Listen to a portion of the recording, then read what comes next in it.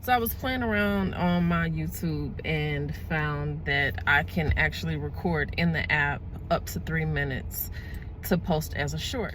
So I did a story time sharing how a couple of weeks ago I was on my way to the gas station. I saw this man on the side of the road. He was an amputee. He was sitting next to his wheelchair, but he was on the ground. Although he was sitting at a bus stop, I just kind of knew in my spirit that he wasn't about to actually get on the bus. I go to the gas station and I am back up the street within a few minutes. Like, I wasn't even at the gas station for 5 minutes. He was no longer at the bus stop.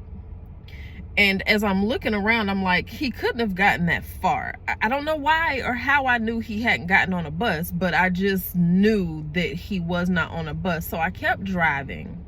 And he was further up the street, but I could see, like, he was pumping his arms and he's being very dramatic. And I let my window down so that I could hear what he was saying. This man was yelling at the top of his lungs, "I hate the N-word, hard ER. I hate the police." And he was like screaming this over and over and over again. And I was in complete shock because I'm like, is this really happening? Like, this is really happening right now. I don't know if y'all have heard, but they say Atlanta is not a real place. The more I live here, the more I believe it. Although I live here, it's crazy. As I'm listening to this man on the side of the road, an amputee, I'm not gonna say he was homeless. I just don't know where he could have lived considering where we were. It's not about judging him, but just about recognizing that my heart to serve was ready to go and make sure he was okay. Because it was really hot outside. He was red, like may have even been sunburnt because of how hot it was outside. But, you know, I was ready to help him and buy him something to eat and just, you know, try to make his day a little better. And hearing him say what he was saying, I was like, you know, it's interesting to see somebody clearly handicapped, probably with limited resources, conduct themselves that way. But then, you know, I considered something that I say all the time that had to sink in a little bit deeper, and that is that when people have a certain mindset, it doesn't matter what they have, it doesn't matter what they acquire or what they lose. That is who they are, and that is what they believe. That is their mindset until they choose something else. On the other hand, I also just kind of had a moment where I was like, you know, I was delayed in assisting him because I was in the process of completing my tasks for the day. And I had a moment of considering, like, I shouldn't help him, because if that's how he feels about people who look like me, why does he deserve my help? The way the story ended is that I continued on about my day because he clearly was having a moment, and it probably wasn't safe for me to go and help him. We'll never know.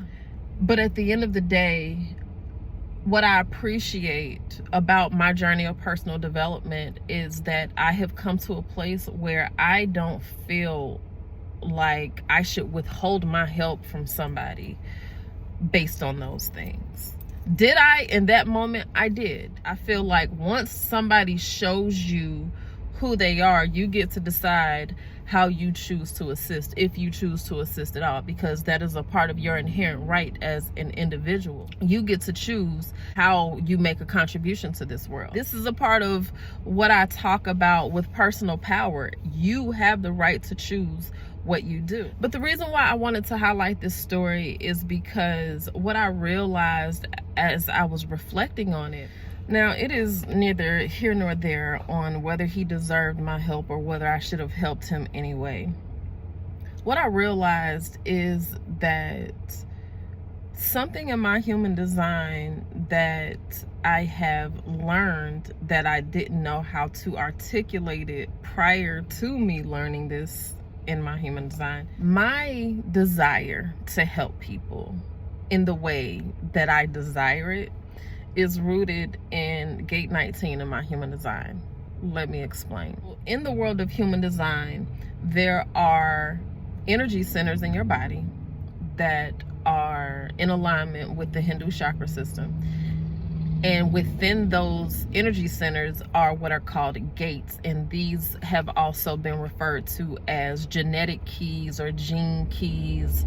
And these are inherent skills, abilities, all characteristics, toxic traits, all sorts of things that make up who you are. Those gates connect to one another, and your human design is like a fingerprint.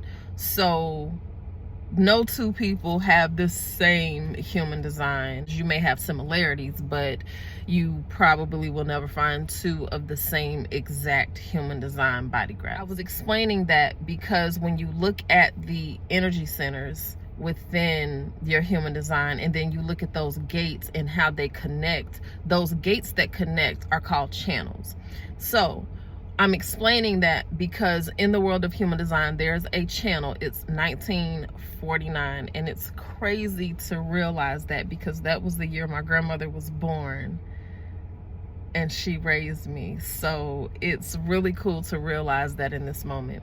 This channel is called the Mother Teresa channel. It is actually in the world of human design called the channel of synthesis or the channel of sensitivity. But the way it manifests is in this deep compassion for others. There's just this high level of sensitivity and compassion that you have for people. It was, of course, nicknamed the Mother Teresa channel because of its association to, you know, just the emotional concern that you have for others when you have this channel.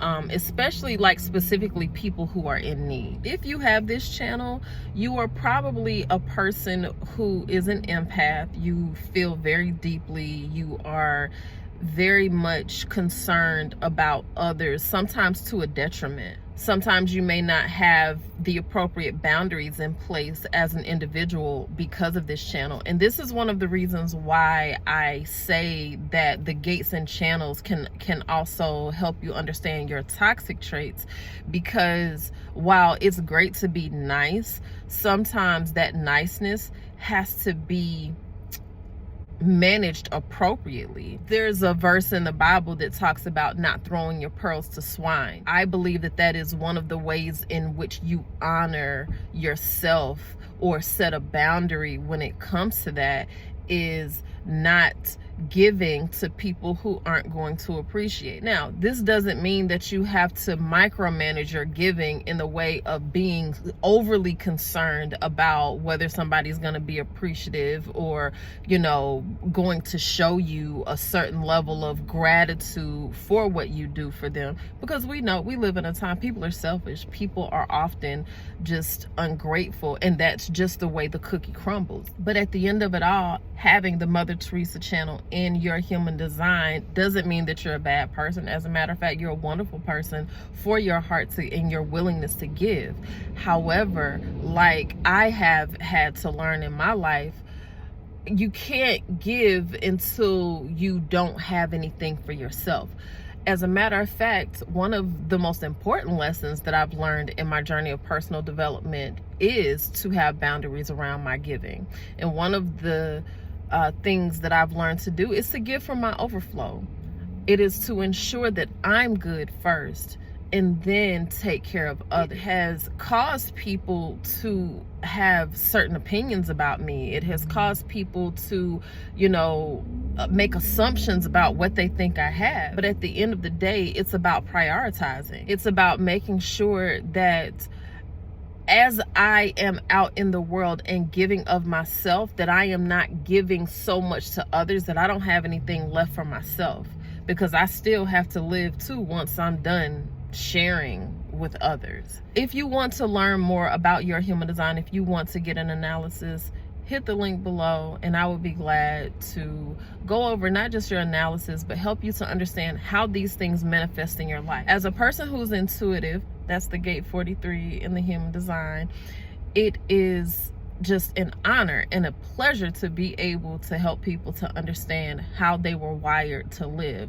So once you have the opportunity to learn these things, which honestly, my observation has been that it helps people to confirm things that they already know, but then it also enlightens you and deepens your understanding of why other things may take place.